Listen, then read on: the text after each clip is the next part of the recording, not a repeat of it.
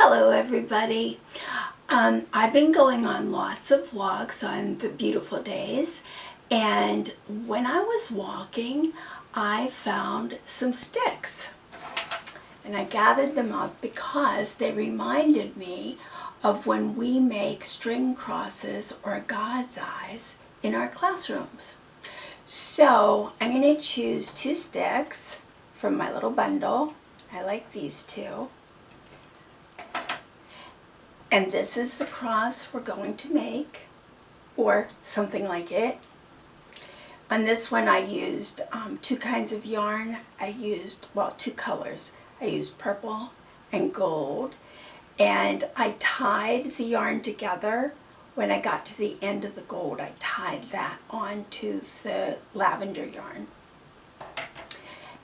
And I made one out of variegated yarn.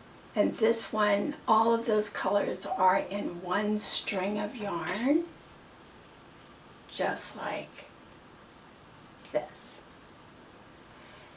And I like to wind the yarn into a ball. This one isn't very much of a ball anymore, but this one looks like a sphere. So I need this, I need my sticks, I have scissors, so that I can cut the yarn at the very end, and I have a little dish to put any little pieces of yarn or pieces of the stick that fall off, so I can throw that away after. So I'm looking at my 2 sticks and noticing that this stick is a little bit shorter. This one is a little bit longer. I'm going to put the shorter stick on top of the longer stick to make it look like a cross.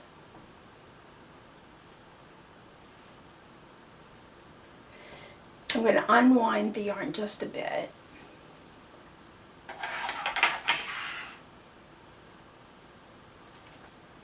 And pick that up. And I'm holding it securely. Sometimes when I've made a string cross, I use tacky glue to hold the sticks together, and then I have to let that dry before I begin wrapping the yarn. But for this one, I'm going to just wrap the yarn, and that's the way that Miss Bridget, Mrs. Anderson, and Miss Echo showed me to do, and I think Miss Sarah knows how to do that too. So I'm going to put the yarn under my thumb, a little tail, and then I'm going to wrap around the cross just maybe 3 or 4 times, and then I'm going to hold that with this hand, turn, make sure I catch that little tail because I want that to get covered up with the yarn. Pull that kind of snug. Might wiggle a little, and I want to bring that yarn around on this side as well, maybe 3 or 4 times. All right, and then I'm going to be ready to begin, but I want to make sure I'm going to get that tail wrapped in to my design. Okay, so now I'm going to wrap around and grasp with these 3 fingers,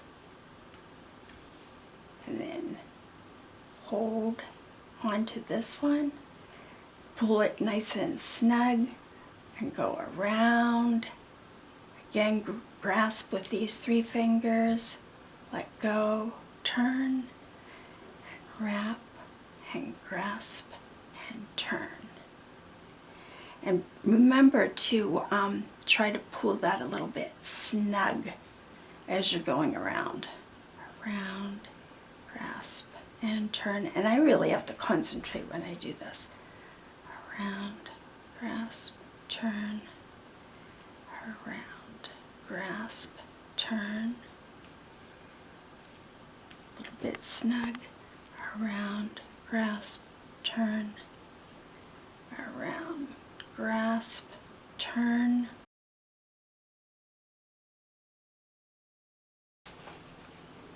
and go around one more time and leave myself a lot of string. Okay, and this part I'm going to take around 1 time, 2 times, 3 times, and then I'm going to push this under that first row of yarn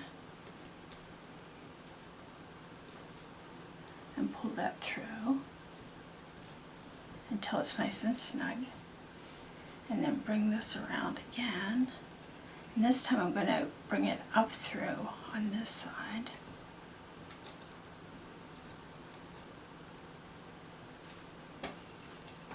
Push that back down.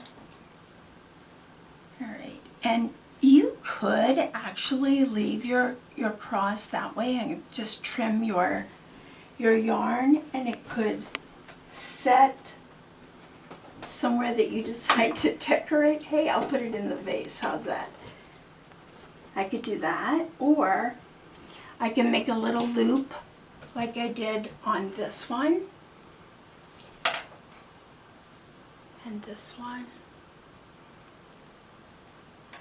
And I'm going to see if I can do that. So I come around, and there we have a string cross or a God's eye. Now this one's really little, but you could do as much as you want. You could make just a small amount of yarn, or you could make a larger amount of yarn. So enjoy making your string crosses. I'm actually going to decorate my tree outside the house, and I'm going to put some string crosses out there to